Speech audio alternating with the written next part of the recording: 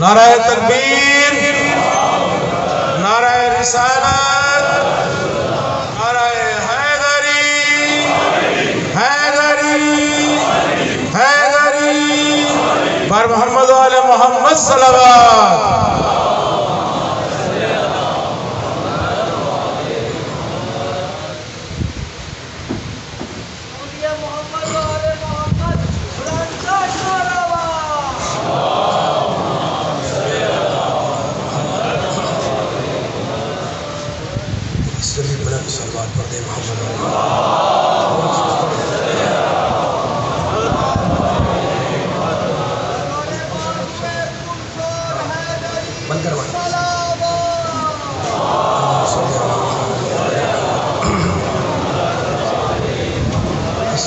صلوات پڑھے محمد والے محمد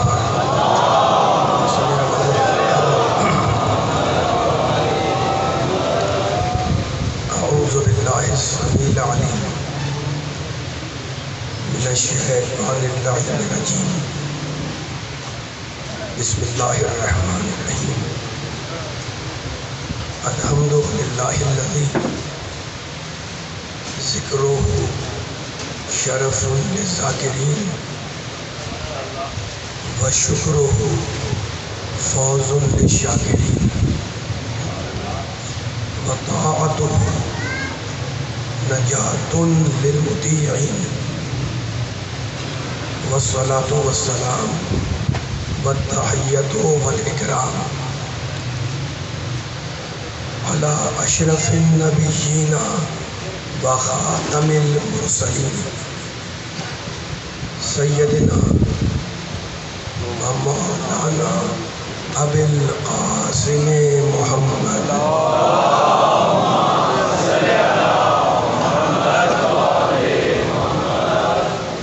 وأہل بیتہ الطیبین الطاہرین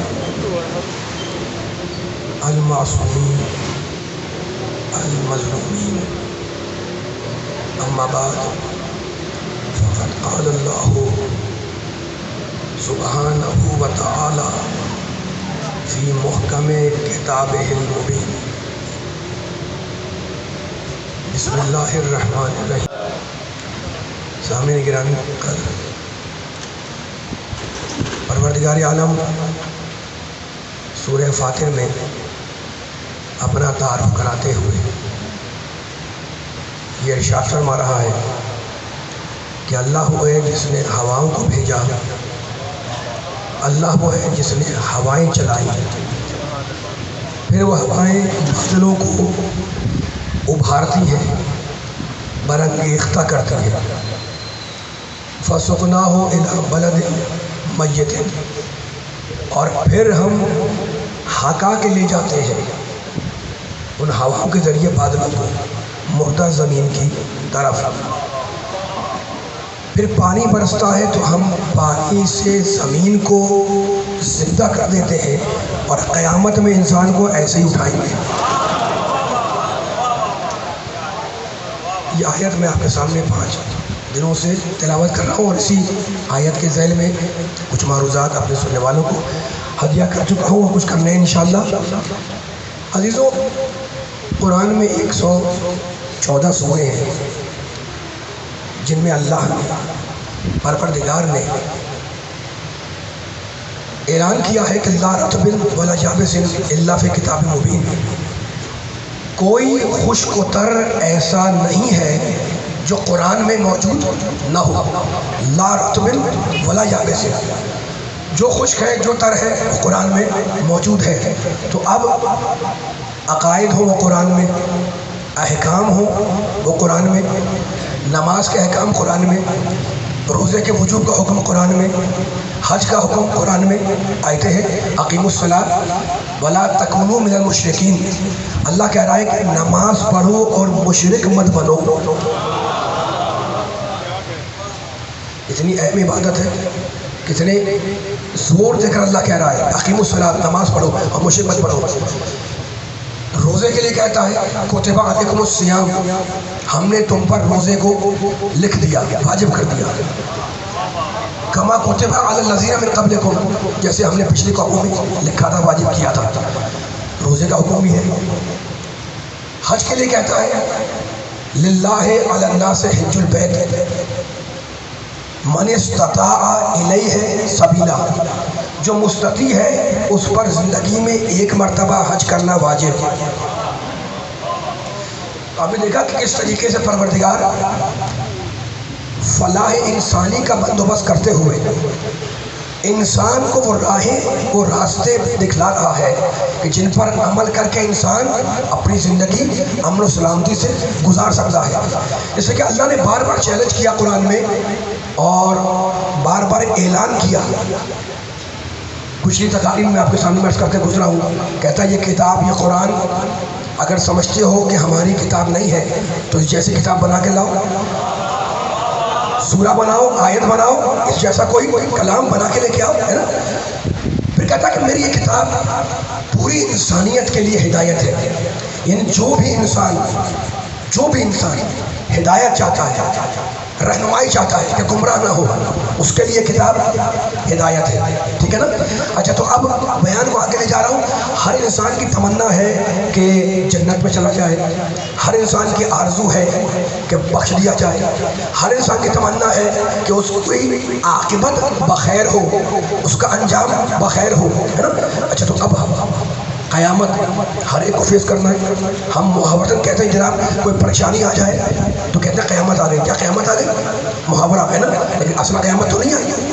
اب اصل قیامت آئے گی انسان جب اس دنیا سے جائے گا، اس کے بعد جب قیامت آئے گی تو دیکھے گا۔ لیکن قرآن مجید میں اللہ نے سورہ نازعات میں وہ منظر کشی کی جو منظر کشی قیامت کی ہے۔ توجہ فرمائیں، ممبر کے تقاضا ہے، ممبر کے آداب میں ممبر کے تقاضے میں ہے کہ میں آیتوں کو پڑھوں تاکہ ہر انسان کو یہ مرحلہ فیس کرنا ہے نا۔ اللہ کیا کہہ رہا ہے؟ وہ قیامت برپا کرنے والا، وہ ہمیں پیدا کرنے والا، جس نے امتحان کے لیے ہمیں پیدا کیا، اس کو ضرورت نہیں ہے ہمارے سجدوں کی، ہماری عبادت کی، ہماری نماز کی، ہمارے روزوں کی، اس نے ہماری بخشش کے لیے یہ بندوبست کیا۔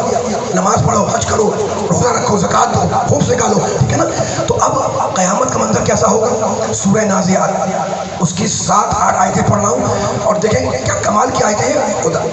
پورا قرآن کمال کا ہے۔ اب اللہ کہہ رہا ہے فَإِذَا جَاءَتِ الطَّامَّةُ الْكُبْرىٰ، اللہ کہہ رہا ہے کہ جب وہ قیامت کا دن اور مصیبت کی گھڑی آ جائے، یوم یتذکر الانسان ما سعی، تو اس دن ہر انسان اپنے ان اعمال کو یاد کرے گا جو وہ دنیا میں انجام دے کے آیا تھا۔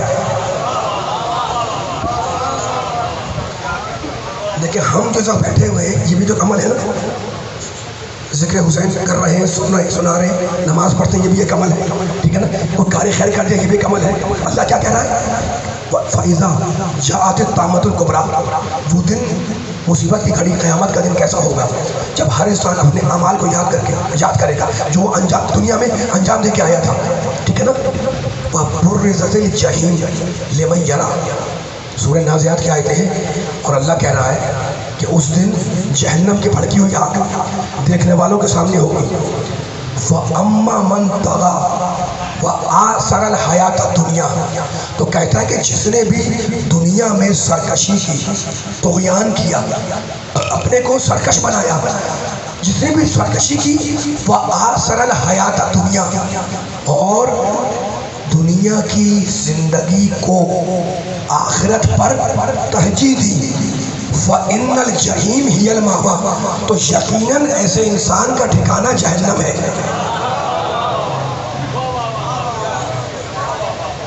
قرآن آگے بڑھ رہا ہے اور انسان کو بتا رہا ہے کہ وہ منظر کیسا ہوگا، وہ دن کیسا ہوگا، وہ گھڑی کیسی ہوگی، وہ وقت کیسا ہوگا، ہے نا۔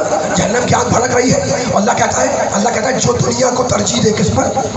آخرت پر، تو کہ اس کا انجام کیا ہے؟ فَإِنَّ الْجَحِيمَ هِيَ الْمَأْوَىٰ، تو اس کا ٹھکانہ، اس کی پناہ گاہ جہنم ہے۔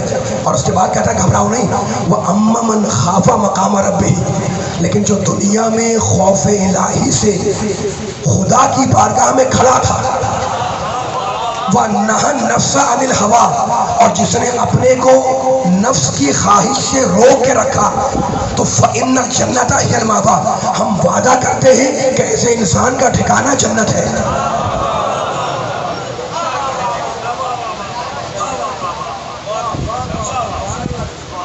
آگے لے جا رہا ہوں، میرا ذرا ساتھ دیتے رہیے گا تاکہ میں تقریر کو پڑھ سکوں اور بیان کر سکوں۔ اتنا مجمع بیٹھا ہوا ہے اور کچھ سننے کے لیے بیٹھا اور میں کچھ سنانے کے لیے آیا ہوں۔ ان آیتوں میں پروردگار نے کیا کہا؟ جو دنیا کو ترجیح دے آخرت پر اس کا ٹھکانہ جہنم ہے، اور جو خوف الہی میں اللہ کی بارگاہ میں کھڑا تھا فإن الجنۃ ہی المأویٰ، تو اس کا انجام، اس کا ٹھکانہ، اس کی پناہ گاہ جنت ہے۔ ٹھیک ہے، اچھا دیکھیں، قرآن پڑھنے والے بیٹھے ہوئے اور میں قرآن کی آیتیں پڑھ رہا ہوں۔ ایک بنیادی بات یاد رکھیے گا، قرآن جب کھولتے ہیں آپ تو اس پہ سورے کے آغاز میں لکھا ہوتا ہے سورۃ المکیہ، یہ مکی سورہ ہے۔ کہیں لکھا ہوتا ہے سورۃ المدنیہ، یہ مدنی سورہ ہے نا۔ مکی سورے کا امتیاز یہ ہے، مکی سوروں کا، جا کے پڑھیں آپ۔ مکی سوروں میں پروردگار نے دو عقیدوں کو بار بار ڈسکس کیا، بار بار زور دیا۔ ایک عقیدہ توحید، توحید کا عقیدہ، توجہ فرمائیں، اور دوسرا عقیدہ قیامت۔ مکی سوروں میں یہ دو موضوع، یہ دو ٹاپکس اللہ نے خصوصیت سے ذکر کیے۔ تو کیا وجہ ہے؟ پروردگار تو کوئی عمل بے حکمت انجام نہیں دیتا کہ مکی سوروں میں ان دو عقیدوں کا ذکر خصوصیت سے کیا جا رہا ہے۔ عزیزو، بات یہ تھی کہ وہ سورے، مکی سورے جس سماج اور جس معاشرے میں آئے، اس معاشرے میں نہ خدا کو ایک مانا جا رہا تھا اور نہ قیامت کا کوئی تصور تھا۔ اس لیے اللہ نے زور دے کر ان دو موضوعات کو مکی سوروں میں ذکر کیا۔ ٹھیک ہے، جو میں نے آیتیں پڑھی ان میں بھی اللہ نے قیامت کا ذکر کیا، اور قیامت کا ذکر کرنے کے ساتھ ساتھ انسان کے آغاز و انجام پر گفتگو کی کہ انسان کا آغاز کیا ہے، اس کا انجام کیا ہے، قیامت کا منظر کیا ہے۔ کیا کہا اللہ نے؟ وہ دن کیسا ہوگا، وہ دن کیسا ہوگا جب ہر انسان اپنے اعمال کو یاد کر کے پریشان ہوگا۔ جہنم کی بھڑکی ہوئی آگ نگاہوں کے سامنے ہوگی، ہے نا۔ تو جس نے دنیا کو ترجیح دی آخرت پر، اس کا ٹھکانہ جہنم ہے۔ جس نے ترجیح دی دنیا کو آخرت پر، اس کا ٹھکانہ جہنم ہے۔ وَأَمَّا مَنْ خَافَ مَقَامَ رَبِّهِ، لیکن جو یاد الہی میں، خوف الہی میں، بارگاہ خدا میں کھڑا تھا، اور جس نے اپنی آپ کو خواہش سے روک کے رکھا، اس کا ٹھکانہ جنت ہے۔ ٹھیک ہے، تو قرآن نے کیا بتایا کہ جو حیات دنیا، جو دنیا کو ترجیح دے آخرت پر، وہ جہنمی۔ تھوڑا سا بیدار ہو، تھوڑا سا بیدار ہو، ذرا خاموش نہیں بیٹھنا، میرا ساتھ دینا ہے۔ اس لیے میں نے باری بات چھڑی ہوئی آپ کے سامنے، اور اس باری بات کو آپ سے اس لیے کر رہا ہوں کہ آپ 4 دنوں سے میرے ان جملوں کو سماعت کر رہے ہیں، آیتیں سن رہے ہیں، مفہوم سن رہے ہیں، تفسیر سن رہے ہیں۔ تو اب یہ بڑی باریک بات ہے جسے آپ کی سماعتوں پر اتارنا چاہ رہا ہوں میں، اور مولا کے صدقے میں اتاروں گا۔ اتنے مولا کے چاہنے والے بیٹھے ہوئے قرآن سنتے ہیں، قرآن پڑھتے ہیں، قرآن سناتے ہیں۔ اللہ نے کیا کہا؟ جو دنیا کی زندگی کو ترجیح دے آخرت پر، اس کا ٹھکانہ جہنم ہے۔ یہ معیار ہے، یہ پیرامیٹر ہے۔ جو بھی دنیا کو ترجیح دے گا آخرت پر، اس کا ٹھکانہ جہنم ہے۔ لیکن ذرا قرآن سے پوچھیں کہ یہ حیات دنیا ہے کیا؟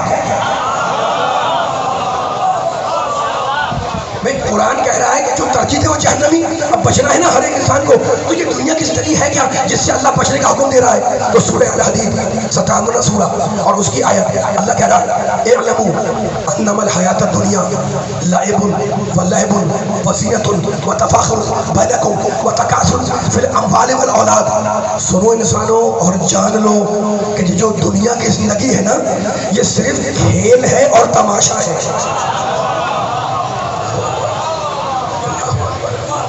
نیند تو نہیں آ رہی ہے؟ میرا ذرا ساتھ دے کر جملے کے اوپر،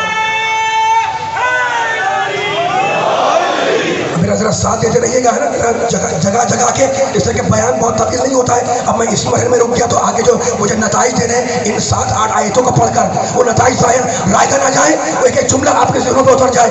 آیتیں پڑھیے تاکہ آپ کے ذہن بیدار ہو جائے، ہے نا، جو تھکا ہے وہ تھکن دور کر لے تاکہ میں اپنے بیان کو آگے لے جا سکوں۔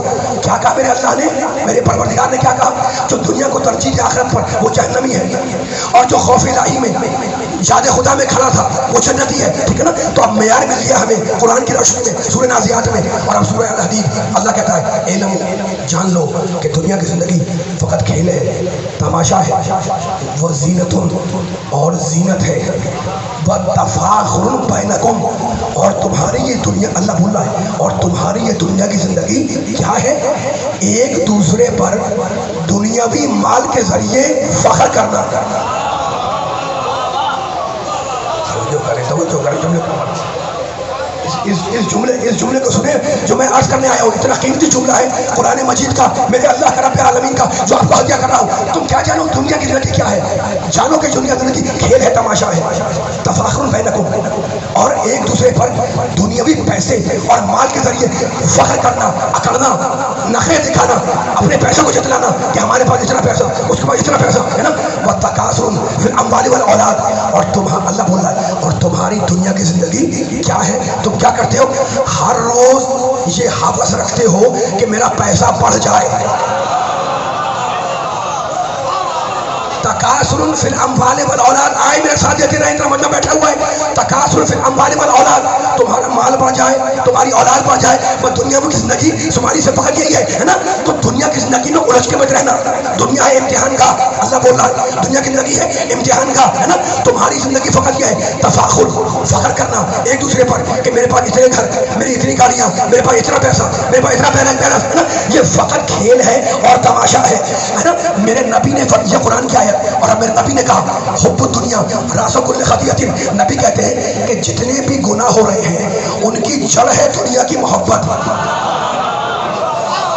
یار اتنا خاموش بیٹھے ہوئے, ذرا سا بلند ہو, اتنے مجمع بیٹھا ہوا ہے. نہیں ایسا نہیں, ذرا سا بلند ہو جائے. قرآن پڑھ رہا ہوں, نعرے آخر میں لگیں گے. قرآن پڑھ رہا ہوں میں, نعرے آخر میں لگیں گے. ذرا پہلے جملوں کا وزن دیا کریں. ٹھیک ہے یار, آپ لوگ کی تو آواز نہیں نکل, بالکل آواز نہیں آ رہی ہے. پیچھے والے آ پائے. نبی کہتے ہیں حب دنیا راس کل خطیئۃ, ساری جڑ گناہوں کی کیا ہے؟ دنیا کی محبت. مورخین نے لکھا کہ میرا نبی کہیں سے گزر رہا تھا, نبی کی نگاہ پڑی ایک مریو بکری پر, کہنے لگے والذی نفسی بیدہ, قسم ہے اس ذات کی جس کے قبضہ قدرت میں میری جان ہے. اللہ کی نگاہ میں اس پوری دنیا کی قیمت اس سڑی ہوئی بکری سے کم ہے. اللہ اکبر, اللہ اکبر. میرا نبی کہہ رہا ہے ساری, بولے یادی والو ذرا, ساری برائیوں کی جڑ کیا ہے؟ حب الدنیا راس کل خطیئۃ. ہر برائی کی جڑ ہے دنیا کی محبت, دنیا کی حب. علی والو جانتے ہیں دنیا کے معنی کیا ہے؟ دنیا ہے عربی کا لفظ, اسی کا مذکر ہے ادنا. جیسے صغرا چھوٹی, اصغر چھوٹا. دنیا کے معنی جو انتہائی پست ہو, دنیا کے معنی جو انتہائی نیچا ہو, اور علی کے معنی جو ہمیشہ بلند ہو. تو جو بلند ہو وہ پست کو منہ نہیں لگاتا. ماشاءاللہ ماشاءاللہ, اتنی ہی بلند صلوات محمد والے محمد.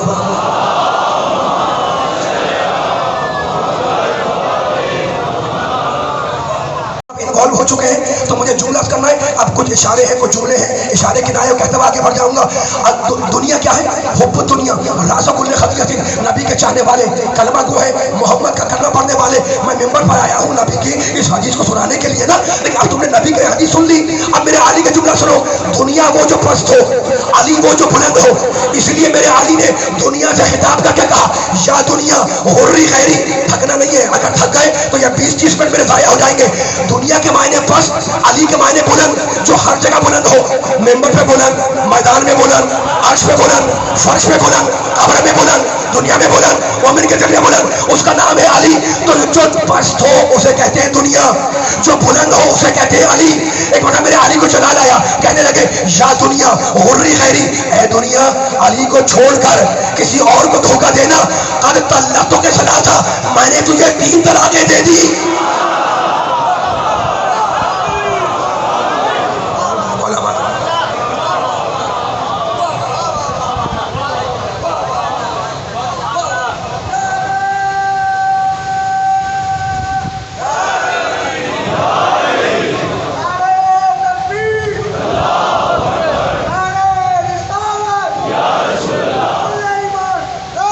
مل کے سارے ماشاءاللہ.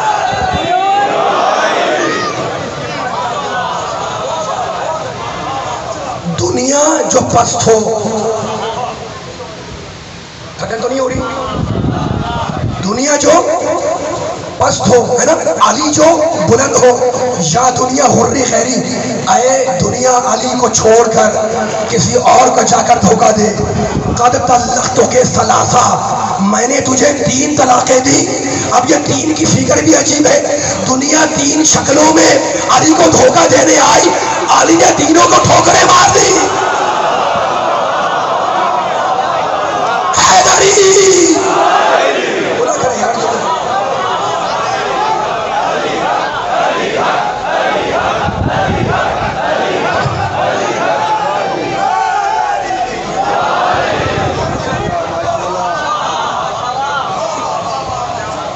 جہاں میں تھک گیا میں مسائل پہ آ جاؤں گا. میں آپ سے وعدہ نہیں کر رہا کہ میں پورے 50 منٹ یا 1 گھنٹہ مجلس پڑھوں گا. جہاں میں تھک گیا لیکن آپ نے اتنا ساتھ دیا ہے میرا ان جملوں کا. مولا آپ کو سلامت رکھے, آباد رکھے, ہے نا. جتنا پڑھ سکا اتنا پڑھوں گا, لیکن جملے ہیں انہی آیتوں کو دوبارہ آپ کی ذہنوں میں تازہ کر رہا ہوں تاکہ بیان کو آگے لے جاؤں. جو دنیا کو ترجیح دے اس کا ٹھکانا بولتے رہے, گھبرانا نہیں ہے. اللہ نے کیا کہا؟ فَأَمَّا مَنْ طَغَىٰ, جو سرکشی اختیار کرے, جو طغیان کرے, اور جو دنیا کو آخرت پر ترجیح دے, اس کا ٹھکانہ ہم نے جہنم رکھا ہے. وَأَمَّا مَنْ خَافَ مَقَامَ رَبِّهِ, لیکن جو خوف الہی بارگاہ خدا میں کھڑا تھا, اور فقط کھڑا نہیں تھا, وَنَّهَا النَّفْسَ عَنِ الْهَوَىٰ, جس نے اپنے کو خواہش سے دور رکھا. دیکھو ہم ہیں خطا کے پتلے, ہے نا, ہم ہیں خطا کار, ہے نا. ہماری خواہشیں بھی غلط ہو سکتی ہیں, لیکن جو انبیاء ہیں, جو فرشتے ہیں, وہ تو معصوم ہیں نا, اور خطا کا کوئی گزر نہیں ہے. سارے نبی اول سے آخر تک معصوم, سارے فرشتے معصوم, بے خطا ہیں, ہے نا. لیکن یہ خواہش اتنی خطرناک ہے کہ اس سے نہ فرشتہ بچا نہ نبی بچا.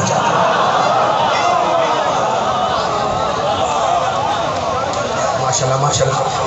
آپ آئے ہیں علی کا ذکر سننے, قرآن سننے کے لیے. میرا ساتھ دیے گا, میرے ساتھ دیے گا.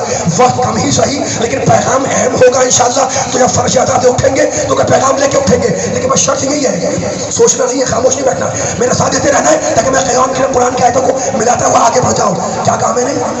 اللہ نے کیا کہا پروردگار نے؟ جو اپنے آپ کو خواہش سے روک کے رکھے وہ جنتی ہے نا.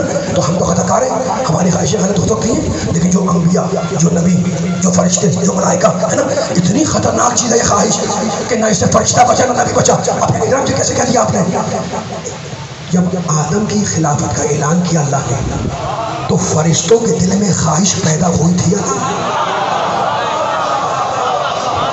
آواز نہیں آ رہی, بالکل آواز نہیں آ رہی. سامنے والوں کی ذرا پیچھے والے آنے مل کے سارے آگے ذرا.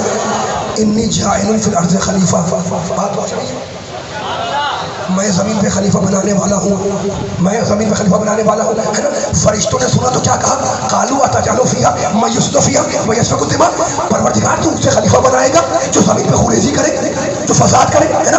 ونحن نسبح بحمدہ, اور ہم تیری تسبیح کرتے ہیں, ہم تیری تقدیس کرتے ہیں. اللہ نے ڈانٹ دیا, خبردار, انی اعلم ما لا تعلمون, جو میں جانتا ہوں وہ تم نہیں جانتے. وہ مولا آباد رکھے. تو فرشتوں میں خواہش آئی نا, فرشتے فلاں معصوم ہیں, سارے معصوم ہیں, لیکن خواہش تو پیدا ہوئی کہ ہمیں خلافت مل جائے. اور ایک اور فرشتہ تھا جس کو آپ نے سنا ہے بار بار, ہے نا. اس کی خواہش یعنی کوئی تصور, کوئی خیال دماغ میں آنا. اس فرشتے کے دماغ میں خواہش آئی, خیال آیا کہ مجھ سے بڑا عبادت کرنے والا فرشتہ کون ہے. بالوں پر نوچے گئے, خاموش بیٹھ رہا ہے یار, میں نے باروں بولا سامنے والے بیدار رہا کریں, توجہ کیا کریں. بالوں پر نوچے, جملہ تو آیا ہوتا ہے کہ اتنا کرا خاموش بیٹھے آپ. ذرا میرا ساتھ پیچھے والے ساتھ بول رہے ہیں, یہ سامنے والے جتنے بیٹھے ہوئے ذرا ہوا کیا کریں. فرشتے کی دل میں خواہش ہوئی دو مقام پر, آدم کی خلافت کے موقع پر انتہائی اہم جملہ کہہ رکھا ہوں میں, اور عبادت کے وقت پر کہ مجھ سے بڑا عبادت کرنے والا کون ہے نا. بالوں پر نوچے گئے, ایک ویران جزیرے میں ڈال دیا گیا. تو ہم نے دیکھا کہ فرشتے معصوم ہیں لیکن خواہش سے نہیں بچے, خواہش میں لغزش ہوئی. اور آپ نبی, اولو العزم نبی, کون نبی؟ موسیٰ نبی, صاحب شریعت, اولو العزم, صاحب کتاب, صاحب توریت, ہے نا.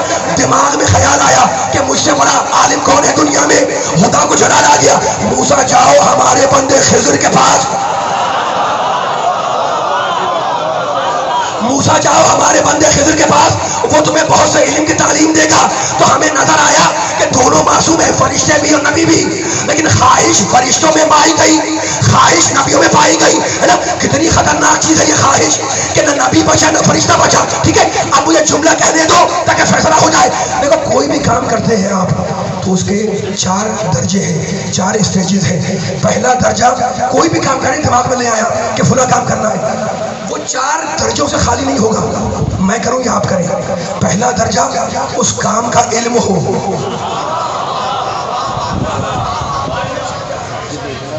بس اب ختم کر رہا ہوں بیان میں, آپ کو بیان میں ختم کر رہا ہوں, لیکن یہ اہم جملہ پہنچ جائے تو بیان ختم ہوگا. پہلا درجہ کیا ہے کسی بھی کام کرنے کا؟ میں ہوں یا آپ, علم ہو. اتنا میں آسان کرتا ہوں تاکہ جو بچہ ہے, بزرگ ہے, نوجوان ہے نا, وہ ہر سطح پہ یہ جملہ پہنچے جو میں پہنچانا چاہ رہا ہوں مولا کے صدقے میں. اتنا مطلب بیٹھا ہوں, کوئی بھی کام کرے کریں گے اس کے 4 درجے ہیں. پہلا درجہ ہوگا کہ اس کا کام کا علم ہو. اگر علم نہ ہو تو کرے گا کیسے آدمی؟ تو پہلا درجہ علم ہے. دوسرا درجہ ہے اس کام کرنے کی خواہش ہو. خواہش نہ ہو تو کام کیسے کریں گے؟ دوسرا درجہ. تیسرا درجہ اس کام کرنے کا ارادہ کرو. خواہش ہے کہ میں کربلا چلا جاؤں لیکن ارادہ نہیں کرتا.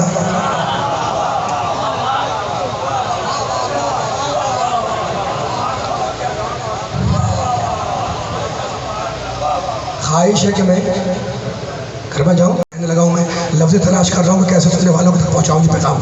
ٹھیک ہے، آپ خواہش کر رہے ہیں لیکن ارادہ نہیں کر رہے. تو دوسرا درجہ خواہش کا ہے، تیسرا ہے ارادہ، اور چوتھا ہے کہ جب آپ اس عمل کو انجام دے دیں. تو کسی بھی کام کے 4 درجے ہو گئے نا، علم ہو، خواہش ہو، ارادہ ہو اور عمل ہو. یہ آپ نے یاد رکھ لیا. تو مجھے کہنے دو، ہم نے دیکھا کہ خواہش فرشتوں میں بھی آئی، خواہش نبیوں میں بھی آئی ہے نا. معصوم ہے سب پہ سلام، لیکن خواہش اللہ کی ناپسندیدہ ٹھہری. تو اب فرق دیکھو انبیاء میں اور آل محمد میں. انبیاء میں ہم نے خواہش پائی، فرشتوں میں ہم نے خواہش کو دیکھا، لیکن آل محمد کا مقام وہ ہے کہ اللہ نے آواز دی وما تشاءون الا ان یشاء اللہ. اے آل محمد، جو تمہاری خواہش ہے وہی اللہ کی خواہش ہے.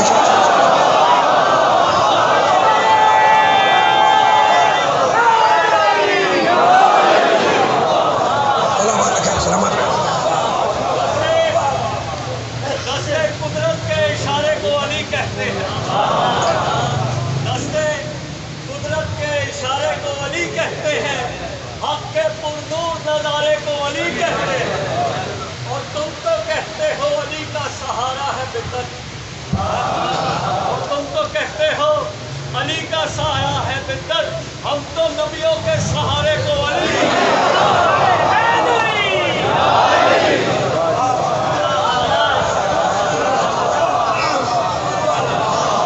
انبیاء معصوم ہیں یا نہیں ہے نا؟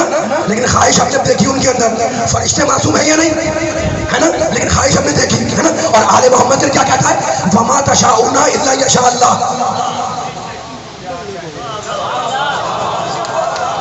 پھر میں ایک جملہ کہہ رہا ہوں، ذرا بیدار ہو جائے. گرمی تو نہیں لگ رہی ہے آپ کو؟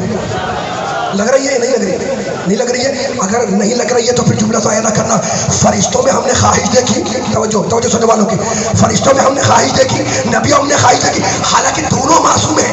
انبیاء پہ سلام کو معصوم، فرشتوں پہ سلام فرشتے معصوم، لیکن خواہش پائی گئی ہے نا. لیکن آل محمد کا معصوم تو ہے وہ، لیکن آل محمد کا درجہ کتنا بلند ہے کہ جہاں پر خواہش بھی معصوم ہے، ارادہ بھی معصوم ہے، عمل بھی معصوم ہے. یعنی فرشتوں میں معصومیت ہے، لیکن آل محمد کی عصمت کیا ہے؟ جہاں تینوں طرف سے عصمت ہے. خواہش معصوم، ارادہ معصوم، عمل معصوم. اگر آپ بھی سمجھ میں نہیں آیا تو آیت اخیر پڑھو، انما یرید اللہ لیذھب عنکم الرجس. کیا ترجمہ ہے؟ اللہ نے آل محمد تم سے رجس کو دور رکھا. جس سے رجس دور ہوگا وہ پاک ہے نا. اب آگے کہنے کی ضرورت نہیں ہے، وہ پاک ہو گیا ہے نا. یہ پہلا درجہ ہے. لیکن اللہ نے کہا نہیں، فقط یہ نہیں کہوں گا وَيُطَہِّرَکُم، تمہیں پاک رکھے گا. معاشرہ پیچھے آ جائے، تمہیں پاک رکھے گا. یہ 2 درجے ہو گئے. اور اب تیسرا کہا تطہیرا، جو پاک رکھنے کا حق ہے. تو یہ 3 لفظ اللہ نے کیوں استعمال کیے؟ بتلا دیا کہ آل محمد کی خواہش بھی پاک، ارادہ بھی پاک، عمل بھی پاک.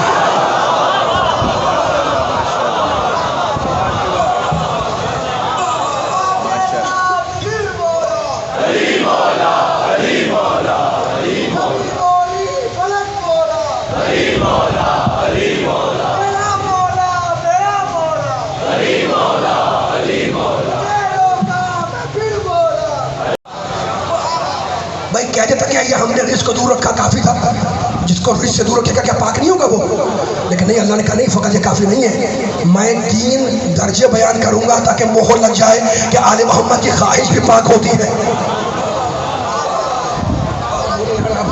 پیچھے والے ذرا آواز یعنی خاموش خاموش بیٹھے ذرا مل کے بولے ذرا، جیسے کہ اب جملہ بیان کر رہا ہوں، فضائل سن رہے ہو تو اب تقریر آخری مرحلوں میں آ گئی ہے، فضائل سن رہے ہیں نا، تو مجھے جملہ کہنا چاہ رہا ہوں، فضائل میں نے پڑھ دیے، آیتیں میں نے پڑھ دی، اب مجھے کچھ نہیں کہنا، اب علی والوں کے سامنے مجھے ایک جملہ کہنا ہے۔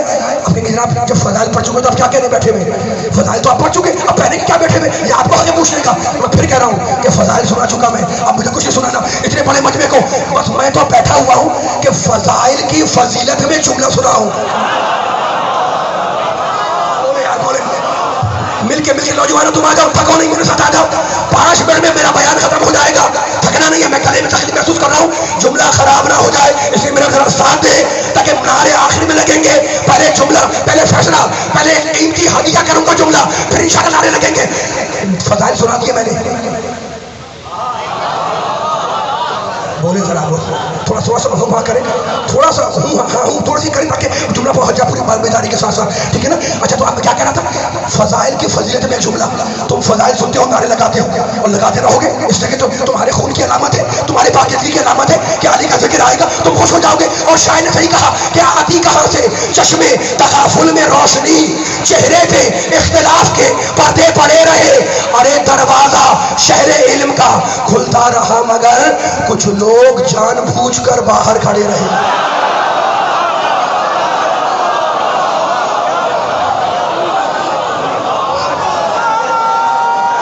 آواز نہیں آ رہی، کوئی بیٹھے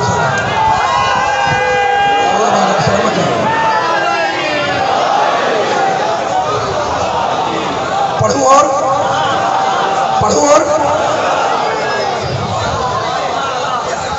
بس آپ لوگ آ جائے گا ذرا سارے، ان لوگ کی آوازیں بیٹھی ہوئی ہیں، اللہ نے سب کو صحت کاملہ دے، جو پیچھے والے والا کے ہاتھ اٹھے ہوئے ذرا میرے ساتھ آ جائیے گا تاکہ فیصلہ کہیں ضائع نہ ہونے پائے۔ میں نے آپ سے وعدہ کیا ہے کہ میں فضائل تو پڑھ چکا، فضائل کی نہیں ریپیٹ نہیں کر سکتا تاکہ چیک کر لیے گا، جو جملہ اب کہہ رہا ہوں وہ قیمتی ترین جملہ ہے، تاریخ کے ڈانڈے میں لا رہا ہوں اور ایک ایک جملے کی ذمہ داری لے رہا ہوں۔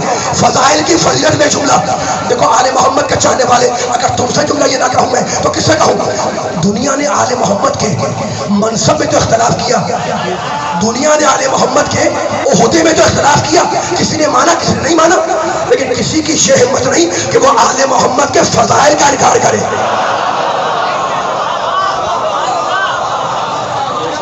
آ جائے بولن کریں، بولن ایسے سارے پیچھے والے دائیں بھائی جملے ریکارڈ ہو رہے، مل کے آ جائیں، میں اب آگے نہیں بڑھ پاؤں گا، مسائل پہ آنے لگا ہوں، لیکن میں نے کہا ہے کہ قیمتی جملہ ہدیہ کرنا ہے لاہور کی قیمتی سماعتوں کے سامنے انشاءاللہ، اور مولا مجھے طاقت دے دے کلیجے میں کہ جملہ میں کہہ سکوں، مسائل پہ آ جاؤں۔ اچھا تو اب دنیا نے آل محمد کے عہدے میں تو اختلاف کیا، کوئی مانتا کوئی نہیں مانتا، منصب میں اختلاف کیا، کوئی مان رہا ہے کوئی نہیں مانتا، لیکن کسی کی یہ ہمت نہیں ہے کہ وہ آل محمد کی فضیلتوں کا انکار کرے، اس لیے کہ فضیلت وہ ہے جنہیں یہاں والے بھی مان رہے ہیں اور وہاں والے بھی مان رہے ہیں۔ تھوڑا سا آواز بلند کریں، تھوڑی سی آواز نہیں آ رہی مجھے آپ لوگوں کی، تھوڑی سی آواز بلند کریں تاکہ جملہ بڑا قیمتی آنے والا ہے، اس جملے کا استقبال کرنا ہے مل کر ہم سب کو، جو پیچھے دائیں بائیں بیٹھے ہوئے بچے بھی ہیں، بزرگ بھی ہیں، نوجوان بھی ہیں، استقبال کرنا ہے جملے کا پوری طاقت کے ساتھ، ہے نا؟ دنیا نے آل محمد کے فضائل کا انکار نہیں کیا، عہدے کا انکار کیا، ٹھیک ہے؟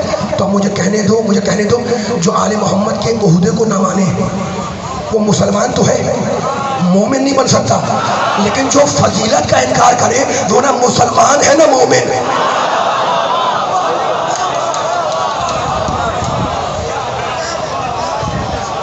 جملہ مکمل ہو گیا، یہ نعرہ لگانے والے ہاتھ اٹھائے ہوئے مولا آباد رکھے ان کے ہاتھوں کو، جملہ مکمل ہو گیا، جملہ مکمل ہو گیا، تو اب 2 چیزیں ہو گئی نا، ایک ہو گئی جو ہے جملے کو بدن دے، آپ کے ہاتھ بلند ہوتے تو میری تھکن دور ہوتی ہے، مولا آباد رکھے ان بلند ہاتھوں کو، ہاتھ بلند رکھنا اپنے، ٹھیک ہے، تاکہ جملہ ظاہر ہونے پائے۔ تو اب 2 چیزیں ہو گئی، ایک ہے اختلافی یعنی عہدہ، دوسرا ہے اتفاقی یعنی فضائل، ٹھیک ہے نا؟ 2 چیزیں ہو گئی، ایک ہے اتفاقی اور ایک ہے اختلافی۔ فضائل ہیں اتفاقی، سب مان رہے ہیں، منصب ہے اختلافی، کوئی مانتا ہے کوئی نہیں مانتا۔ اب مجھے بتائیں، عقل والے بیٹھے ہوئے ماشاءاللہ، عقل کا فیصلہ کیا ہے؟ عقل کا فیصلہ یہ ہے کہ اگر کسی مسئلے میں کوئی اختلاف ہو جائے، کسی مسئلے میں فرض کر لیں کہ کوئی اختلاف ہو گیا، تو جو دلیل آپ اس اختلاف کو ختم کرنے کے لیے دیں گے وہ اختلافی نہیں ہوگی۔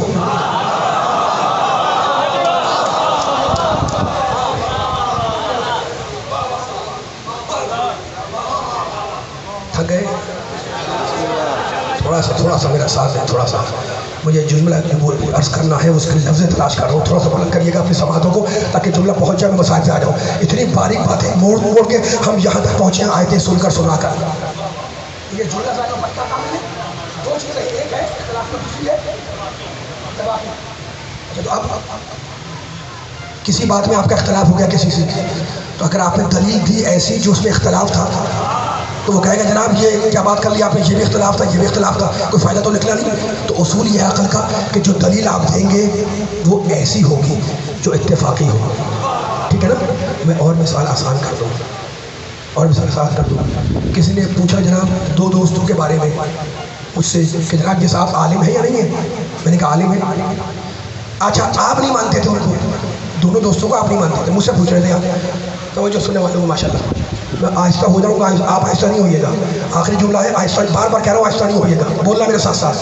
آپ سے کہہ رہا ہوں، آپ سے کہہ رہا ہوں، آپ سے کہہ رہا ہوں. اپنے گلے کو آواز کو ساتھ کر لیں تاکہ پوری آمادگی کے ساتھ جو ہے اس کا استقبال کریے گا کہ اس سے فضیلت کا قیمتی ترین جملہ آج کے مجلس کا حاضر کر کے میں مسائل کی طرف جا رہا ہوں. اچھا تو آپ نے مجھ سے پوچھا آپ نے جناب یہ صاحب عالم ہے؟ میں نے کہا ہے. آپ نے کہا دلیل کیا ہے؟ میں نے کہا دلیل ان کا دوست. آپ نے کہا یہ کیا بات کی آپ نے؟ میں نے کہا کیوں؟ آپ نے کہا میں اسے مانتا ہوں نہ اسے مانتا ہوں. اب مجمع میں ایک ایسا آیا جسے سب مانتے تھے.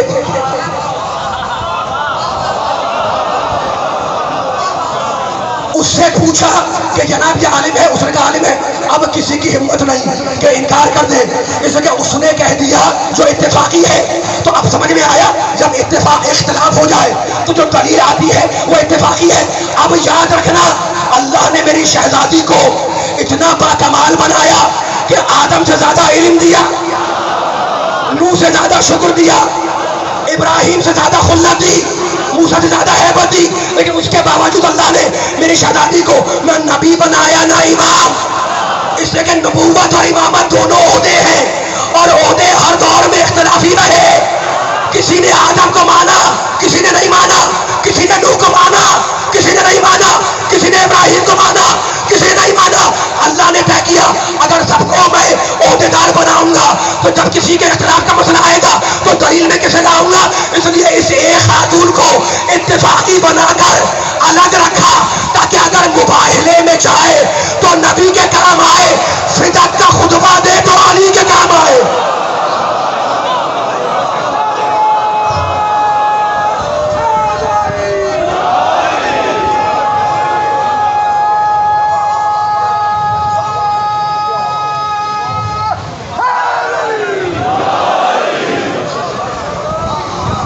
رسول کی بیٹی ہے فاطمہ اور فاطمہ کی بیٹی ہے زینب. عبداللہ ابن جعفر طیار. دیکھو دستور ہے کہ جب دلہن رخصت ہو کر شوہر کے گھر جاتی ہے تو بڑی بوڑھی خواتین اس دلہن سے پوچھتی ہیں کہ گھر پسند آیا؟ اچھا جعفر طیار غزوہ موتہ میں شہید ہوئے، دونوں ہاتھ کٹے تھے ان کے. پیغمبر نے کہا تھا کہ جعفر نور کے بازوؤں سے جنت میں پرواز کر رہے ہیں. لقب پڑا جعفر طیار. ان کے بیٹے ہیں عبداللہ، حضرت زینب کے شوہر، بڑے صاحب حیثیت تھے. کوئی چیز ایسی نہیں جو جعفر کے گھر میں نہ ہو اور وہ ملکیت میں عبداللہ کے پاس نہ آئی ہو. سب کچھ تھا، سب کچھ تھا. پوچھا بی بی سے خواتین نے کہ بی بی آپ کو گھر پسند آیا؟ کہا ہاں سب کچھ ہے، بس ایک چیز کی کمی ہے. کہا بی بی وہ کیا؟ کہا میرا حسین نظر نہیں آتا.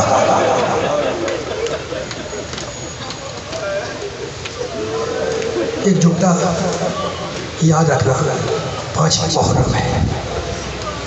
کربلا میں ابو الفضل عباس کی عمر 30 سال 32 سال. عباس بیٹے ہیں ام البنین کے، لیکن عباس کو پالا ہے زینب نے. خدا آپ کی آوازوں کو سلامت رکھے. خدا ان آنسوؤں کو رومال سیدہ میں جگہ دے. علی اکبر بیٹے ہیں ام لیلہ کے، لیکن اکبر کو پالا ہے زینب نے. قاسم بیٹے ہیں ام فروا کے نا، لیکن قاسم کو بھی پالا ہے زینب نے. اصغر اور سکینہ یہ دونوں اولاد ہیں ام رباب کی، لیکن دونوں کو پالا ہے زینب نے، اور اون و محمد تو تھے ہی بیٹے، پوری کربلا پال کر دی ہے حسین کو زینب نے۔ عبداللہ کو بھی سمجھ گئے، شہزادی زینب کو بھی سمجھ گئے، اب میں کیا پڑھوں، لیکن سنو جب 28 رجب کو حسین مدینہ چھوڑ رہے تھے تو حسین نے اپنی بہن سے کہا کہ بہن اپنے شوہر سے اجازت لے لو۔ عبداللہ بیمار تھے، شہزادی آئیں حجرے میں اور عبداللہ کے سرہانے جا کر بیٹھ گئی اور رونا شروع کیا۔ عبداللہ نے کہا بی بی آپ کے جو دل میں ہے وہ مجھ سے برداشت نہیں ہو رہا، آپ کے جو دل میں ہے وہ مجھے بیان کر دیں، میں آپ کا رونا آپ کا گریہ دیکھ نہیں سکتا۔ کہنے لگے سنو عبداللہ، میرا بھائی مدینہ چھوڑ کر جا رہا ہے، عبداللہ اگر میں ساتھ نہ گئی تو 2 کام ایک ساتھ ہوں گے، ادھر قافلہ مدینے سے نکلے گا، ادھر زینب کا جنازہ گھر سے نکلے گا۔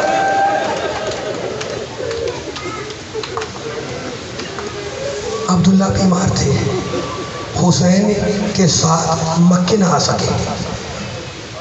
3 شعبان کو حسین مکے پہنچے۔ مکے میں حسین کا قیام رہا۔ جب عبداللہ اچھے ہوئے، صحت یاب ہوئے، تو حسین سے ملنے مکے آئے۔ جس دن رونے والوں، بس 2 جملے مسائل کر پڑھوں گا، جس دن حسین حج کو عمرے سے بدل کر کربلا جا رہے تھے، اس دن حضرت عبداللہ آئے شہزادی زینب کے پاس، شوہر ہے نا، اور کہنے لگے کہ میری ایک خواہش ہے۔ کہا عبداللہ بتلاؤ تمہاری خواہش کیا ہے؟ کہا میرے دونوں بچوں کو اچھا لباس پہنا دو۔ شہزادی نے دونوں بچے ہیں نا انہیں اچھا لباس پہنایا، بالوں میں کنگھی کی، دونوں بچوں کو سجایا۔ ایک مرتبہ عبداللہ نے دونوں بچوں کا ہاتھ تھاما، آئے حسین کی خدمت میں، اور آنے کے بعد ایک مرتبہ حسین کے چاروں طرف بچوں کا صدقہ دیا اور کہا فاطمہ کے جانی کربلا میں نہ رہوں گا، میرے یہ دونوں بیٹے میری نیابت کریں گے۔ کربلا کا واقعہ گزر گیا، حسین شہید ہوئے، اہل حرم زندان میں رہے، چھوٹے مدینے آئے۔ اب عبداللہ بھی مدینے میں ہے نا، اور شہزادی زینب بھی مدینے آ گئی ہے، لیکن شہزادی زینب مدینے آنے کے بعد عبداللہ کے گھر میں نہیں گئی، اپنے شوہر کے گھر میں نہیں گئی۔ شہزادی کا قیام تھا سید سجاد کے گھر میں، روزانہ دستور تھا، بس میری مجلس کا آخری جملہ، خدا آپ کے آنسوؤں کو رومال سیدہ میں جگا دے، مجلس کا میرے آخری جملہ ہے۔ روزانہ دستور تھا عبداللہ کا کہ وہ صبح کو آ جاتے، شام تک بیٹھے رہتے، شام کو خدا حافظ کر کے چلے جاتے۔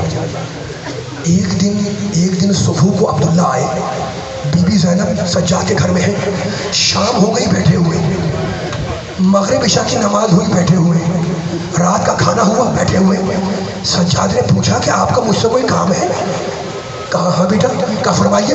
کہا بیٹے جب سے تمہاری پھوپھی آئی ہے ایک دن کے لیے بھی اس گھر میں نہیں آئی، تو میری طرف سے ہاتھ جوڑ کے کہنا کہ وہ بھی تو آپ کا گھر ہے نا، ایک وقت تشریف لے آئیے۔ کہا میں وعدہ کرتا ہوں پھوپھی اماں سے کہ ان سے کہوں گا اور کچھ دیر کے لیے آپ کے گھر بھیجوں گا۔ عبداللہ گئے، کہا پھوپھی اماں عبداللہ آئے تھے، بڑی دیر بیٹھے رہے، ان کی خواہش ہے کہ آپ ان کے گھر چلی جائیں، رونے والے جملے سنو گے؟ کہا بیٹا اگر تو کہتا ہے تو میں چلی جاؤں گی۔ دوسرا دن ہوا، شہزادی زینب عبداللہ کے گھر میں آئی، اپنا گھر ہے نا، گھر میں داخل ہوئی، آنگن کو دیکھا، سوچا ہوگا کہ کبھی یہ گھر آباد تھا، کبھی گھر کے آنگن میں تو چھوٹے چھوٹے بچے کھیلا کرتے تھے۔ ایک مرتبہ غور سے آنگن کو دیکھا اور ایک مقام پر مٹی میں جا کر بیٹھ گئی۔ عبداللہ کو خبر ہوئی کہ شہزادی زینب گھر میں آ گئی۔ عبداللہ ابن جعفر طیار گھر میں داخل ہوئے، جیسے ہی عبداللہ داخل ہوئے عبداللہ کی نگاہ پڑی ایک ضعیفہ پر، ایک بوڑھی عورت پر۔ کہا اے ضعیفہ تو کون ہے؟ تو ضعیفہ نے رو کے کہا کہ عبداللہ جس کا بھرا گھر کربلا میں اجڑ گیا اسے تم کیسے پہچانو گے؟ آخری جملہ خدا آپ کے وعدے کو سلامت رکھے۔ کاش ہاتھ جوڑے، کہا شہزادی معاف کرنا پہچاننے میں دشواری ہوئی۔ اور اب شہزادی کا جلال دیکھیں، عبداللہ کی آنکھوں میں آنکھیں ڈالی اور کہا عبداللہ مجھے کس لیے بلایا ہے؟ مجھے یہاں کیوں بلایا ہے؟ کیا یہ پوچھنا چاہتے ہو کہ اول محمد کیسے لڑے؟ تماچے مارے؟ کہا نہیں بیوی نہیں، وہ تو غلام زادے تھے، میں تو بس یہ پوچھنا چاہتا ہوں کہ میرا بھائی حسین کیسے لڑا؟ کہا کیا پوچھتے ہو؟ جب اکبر مر گئے، عباس مر گئے، قاسم مر گئے،